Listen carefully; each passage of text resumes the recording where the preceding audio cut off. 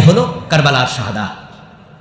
ইমাম হুসাইন যদি জাতীয় জালেমের বিরুদ্ধে মাথা তুলে শাহাদাত বরণ করতে পারে, 54 বছর বাংলাদেশ যারা চালাইছে, প্রধানমন্ত্রী হইয়া, এমপি হইয়া, মন্ত্রী হইয়া, প্রেসিডেন্ট হইয়া, উনাদের চরিত্র কি ইমাম হুসাইনের সাথে মিলে না ইয়াজিদের সাথে মিলে? সেখানে 5 ওয়াক্ত নামাজি কয়জন আছে? মদ খায় না কয়জন আছে? 300 এমপির মাঝে মদ খায় না কয়জন বলতে পারবেন? কয়জন বলবে বুক হাত দেবে মদ খাই নাই, আমি 5 ওয়াক্ত নামাজ পড়ি? বরং সেখানে আমি তো মনে করি অর্ধেকের বেশি তারা উল্টাপাল্টা চলে।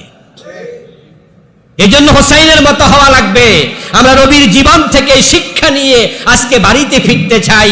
ইমাম হোসাইনের মতো কোরআনের পক্ষে কথা বলে প্রয়োজনে আমরা জীবন দিতে রাজি হয়ে যাবো ইনশাআল্লাহ। দেশের পরিবর্তন আসবে ইনশাআল্লাহ। নবীজি বলছেন, যারা আমাকে অনুসরণ করে কানা মাই ফিল জান্নাহ, তারা জান্নাতে আমার সাথেই থাকবে। আল্লাহ তাআলা নবী মুহাম্মদ সাল্লাল্লাহু আলাইহি সাল্লামের জীবন থেকে শিক্ষা নিয়ে ইসলামকে বুকে ধারণ করে বাস্তব জীবনে লালন করে সমাজে কায়েম করে আমাদের সকলকে মরার তৌফিক দাও, বলেন আমিন। হাযা মা ইনদি ওয়াল ইলমু ইনদাল্লাহ আলাইহি তাওয়াক্কালতু ওয়া ইলাইহি উনীব। প্রিয় ভাইরা, 1-2টা প্রশ্ন আছে, তারপরে ইনশাআল্লাহ আমরা সংক্ষিপ্ত দোয়া করে বিদায় নেব। কি প্রশ্ন উত্তর দেব? তাহলে উঠবেন না প্লিজ। শায়েখ আপনি এবং ইয়াহিয়া তাকি হুজুর সহ অনেক আলেম এক সময় বলেছিলেন যে বিধর্মীদের উৎসবে শুভেচ্ছা জানানো হারাম। আচ্ছা, এই বিষয়ে কি বলবেন? মাসালার জায়গাতে আছে, এটা চেঞ্জ হবে না। কারণ শিরকের ক্ষেত্রে আমরা কখনো নমনীয় হব না। শিরক কখনো প্রমোট করা যাবে না।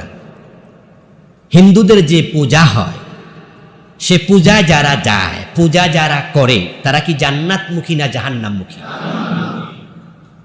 তো যারা জাহান্নামের দিকে যাচ্ছে তাদেরকে অভিনন্দন জানানো যায় নাকি ফিরাইয়া রাখার চেষ্টা করতে হবে? এটা হলো দাওয়াহ। এজন্য আমরা যারা নেতৃত্বে আছি, আমরা যারা দেশ চালাই, তাদের দায়িত্ব হচ্ছে ওদেরকে দাওয়াত দেয়া, দ্বীনের পক্ষে ডাকা। তারা যদি দাওয়াত শোনে আলহামদুলিল্লাহ, তাদেরকে বুঝানো যে মূর্তি পূজা করে কোনো লাভ নাই, এ মাটির মূর্তির কাছে নয়, বরং মাটির মালিকের কাছে মাথা নত করো।